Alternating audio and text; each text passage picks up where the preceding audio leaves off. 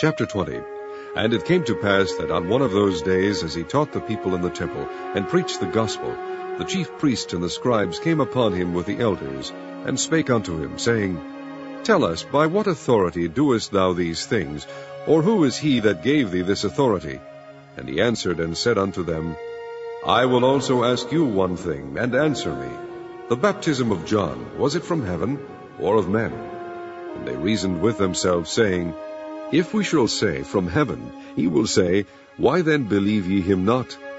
And if we say, Of men, all the people will stone us, for they be persuaded that John was a prophet.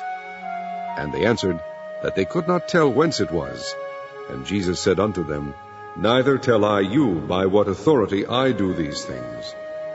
Then began he to speak to the people this parable. A certain man planted a vineyard, and led it forth to husbandmen, and went into a far country for a long time. And at the season he sent a servant to the husbandmen, that they should give him of the fruit of the vineyard. But the husbandmen beat him, and sent him away empty. And again he sent another servant, and they beat him also, and entreated him shamefully, and sent him away empty. And again he sent a third, and they wounded him also, and cast him out. Then said the Lord of the vineyard, What shall I do? I will send my beloved son. It may be they will reverence him when they see him. But when the husbandmen saw him, they reasoned among themselves, saying, This is the heir. Come, let us kill him, that the inheritance may be ours. So they cast him out of the vineyard, and killed him. What therefore shall the Lord of the vineyard do unto them? He shall come and destroy these husbandmen, and shall give the vineyard to others. And when they heard it, they said, God forbid. And he beheld them, and said, What is this then that is written? The stone which the builders rejected, the same is become the head of the corner. Whosoever shall fall upon that stone shall be broken, but on whomsoever it shall fall, it will grind him to powder. And the chief priest and the scribes the same hour sought to lay hands on him, and they feared the people, for they perceived that he had spoken this parable against them. And they watched him, and sent forth spies, which should feign themselves just men, that they might take hold of his words, that so they might deliver him unto the power and authority of the governor. And they asked him, saying, Master, we know that thou sayest and teachest rightly, neither acceptest thou the person of any, but teachest the way of God truly. Is it lawful for us to give tribute unto Caesar, or no? But he perceived their craftiness, and said unto them, Why tempt ye me? Shew me a penny. Whose image and superscription hath it? They answered and said, Caesar's. And he said unto them, Render therefore unto Caesar the things which be Caesar's, and unto God the things which be God's.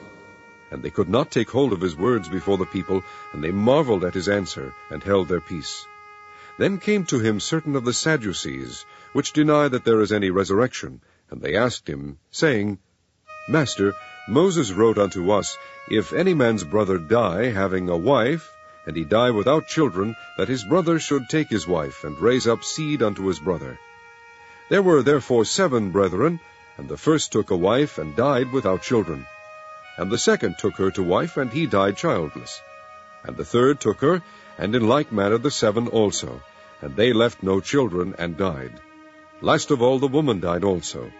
Therefore in the resurrection, whose wife of them is she? For 7 had her to wife.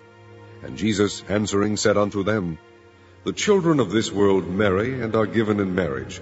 But they which shall be accounted worthy to obtain that world, and the resurrection from the dead, neither marry, nor are given in marriage.